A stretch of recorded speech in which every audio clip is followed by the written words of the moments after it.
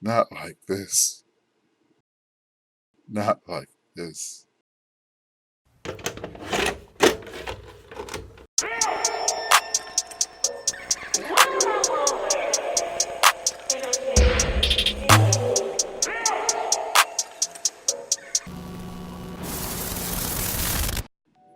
Alright, so Dark Phoenix is here. Woo! So this marks the end of the Bryan Singer Fox universe of the X-Men. And I'm gonna go over the bad, I'm gonna go over the good, and we're gonna just see where this takes us. It's honestly not that deep. Alright, bad. So the movie is a mess. It's very slow of its pacing. It can get boring. Um, you can feel how long this movie is. There's misuse elements, so it's like we try to take well, at least what I feel like it's try to take two elements from the comics, which I don't want to say as for spoilers, but it takes two elements from what they use in the comics and kind of just tries to mix them together, and it doesn't go out well. Magneto just does the same stick. Like he doesn't fight like an apocalypse. Like he's like, I'm done fighting, and now I'm gonna pick up my helmet and fight again. And it's like, dog, why are you here? Like, I get why you're here because you're like awesome. Like Michael's a good actor. He's a great actor. But it's just like story wise, it's like, oh, okay. Did I mention it gets kind of boring? I kind of. It's really slow, and the villains are not enjoyable. You're just like, oh, you're there? Okay,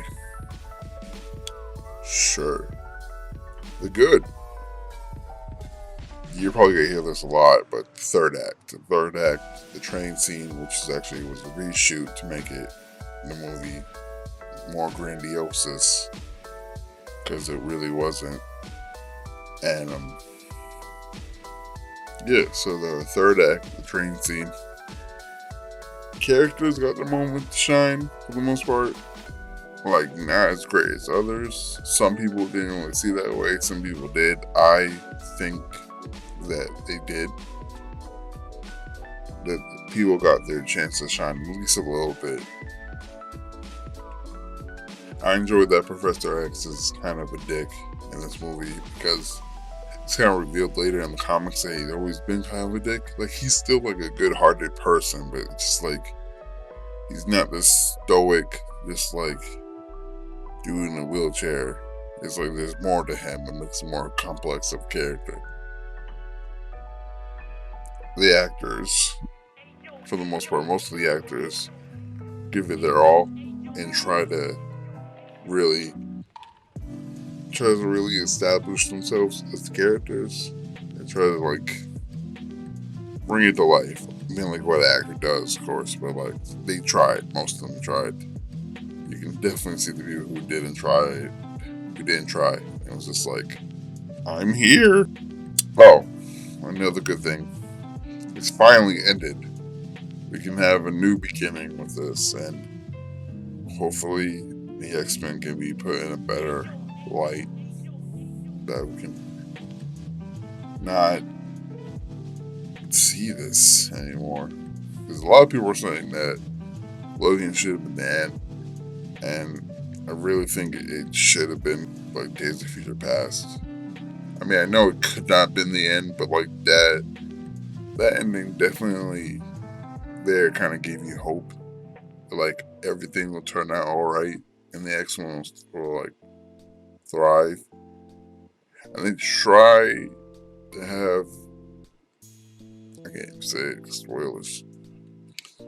ends, and you just hope for the best of the actors, because you can tell it's not their fault why this thing is the way it is, and they try to join a franchise that they believe would benefit them for the long run. And it may not, but I hope the best for the actors. Most of them. No, all of them. I don't have any ill will towards any of them. The beginning falls more towards the comics because they go into space instead of Last Stand, where kind of like Jean Grey is like, I'm back, and then like kill Cyclops.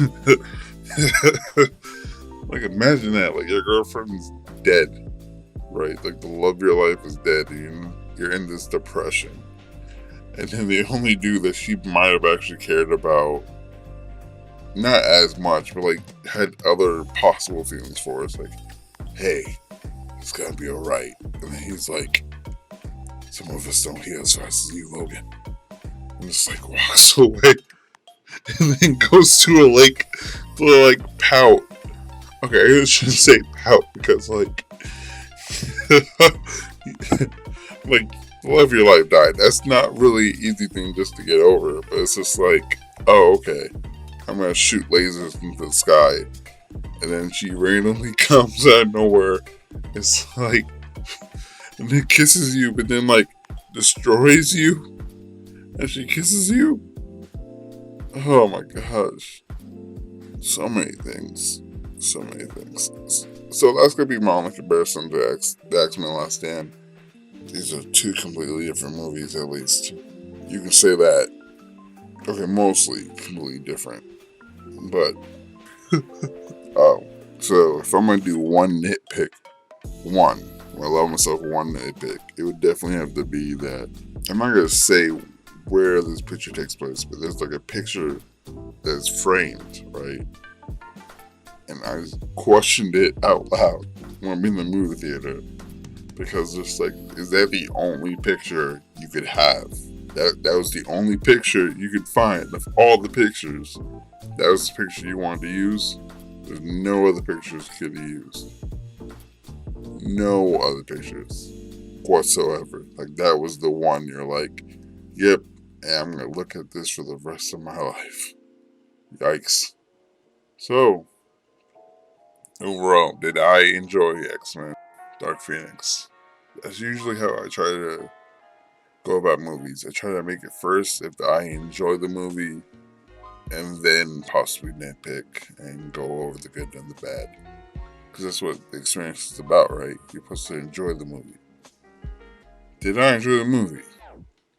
There's stuff to enjoy, but not really. And it sucks, this is like my first movie review.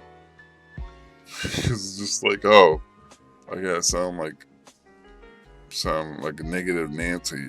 I'm not trying to, but I'll say rent this on Redbox, or like, if you want to at least support the actors, like get this and like watch this on like matinee, but like, don't do it full price. Don't do it full price. Not like this. Not like this.